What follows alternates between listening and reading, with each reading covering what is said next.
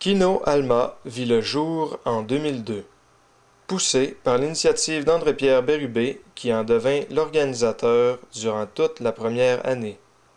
L'engouement du public fut instantané pour la cellule almatoise qui faisait salle comble lors de ses présentations mensuelles.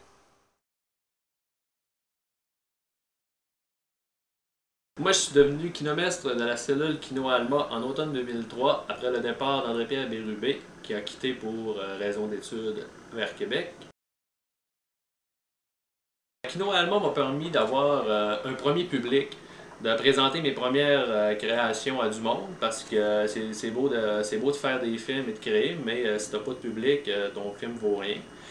Kino, ça a été une belle opportunité pour moi et beaucoup de monde de la région de présenter ces films devant un public, quand même un bon public. On a eu des kinos, dans les bons moments de kino, on avait en moyenne 200 personnes par représentation. Et même une fois, il m'avait surpris parce qu'on avait eu, la même semaine, on avait un kino à Alma et il y avait un kino à Paris.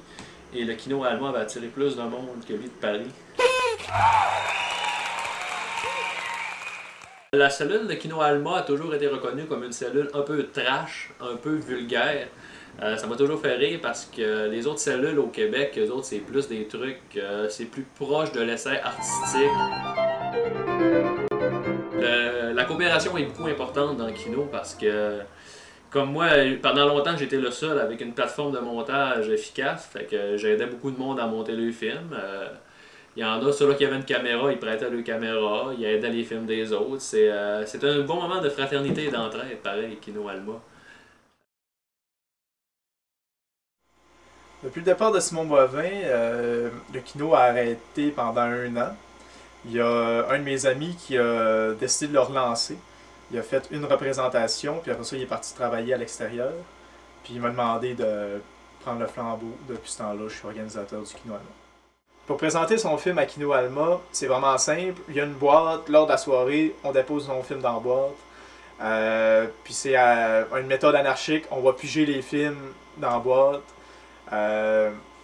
N'importe qui peut amener son film, il n'y a pas de formulaire d'inscription, il n'y a pas de frais d'inscription, c'est vraiment n'importe qui a fait un film, ça peut être un projet d'école aussi, dépose son film, nous autres on le paye, ça se retrouve sur grand écran, advienne que pourra, on n'est pas responsable. Aujourd'hui, Kino Alma, c'est des réalisateurs de différents styles, de différents âges qui se réunissent pour présenter leurs films dans un climat familier et festif.